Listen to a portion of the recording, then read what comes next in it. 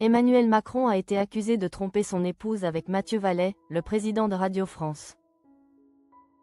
Voilà plusieurs années qu'elle accompagne son compagnon dans les moments les plus importants de sa vie.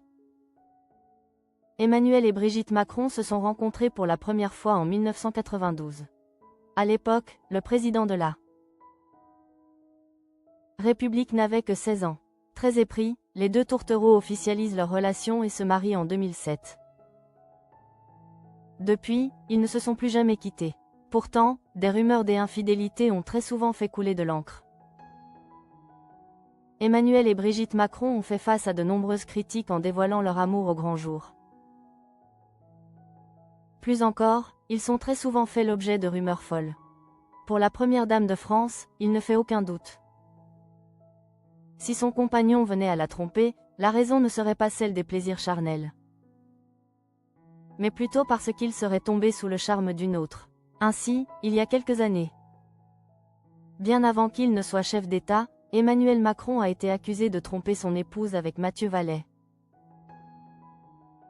le président de Radio France. Une rumeur qui a fait beaucoup d'encre à l'époque. Emmanuel Macron n'avait pas perdu de temps pour mettre fin à ces rumeurs. Dans les colonnes du Parisien, le président de la République déclarait alors: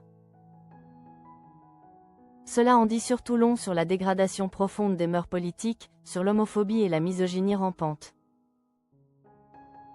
Celui dont l'anatomie a été évoquée sans gêne par Manuel Valls a ensuite ajouté: si j'avais eu 20 ans de plus que mon épouse.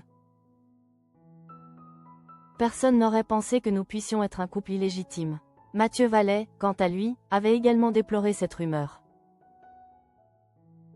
C'était quand même une rumeur dégueulasse pour salir un homme, un couple aussi, parce que je pense beaucoup à Brigitte Macron. Je pense qu'elle a dû beaucoup souffrir de cette rumeur au cours de la campagne.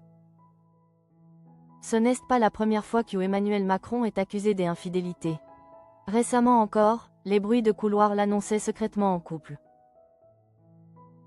avec la célèbre actrice Golshifteh Farahani. Si le principal concerné a préféré garder le silence, la comédienne de 42 ans n'a rien laissé passer. Dans une interview accordée à Gala, elle a commencé par questionner « Pourquoi les gens s'intéressent à ce genre d'histoire ?»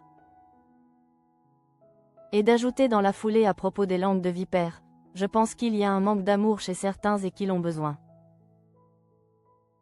de créer de telles romances pour le combler. » Puis de conclure: je regarde, j'y observe, qu'est-ce que je peux faire?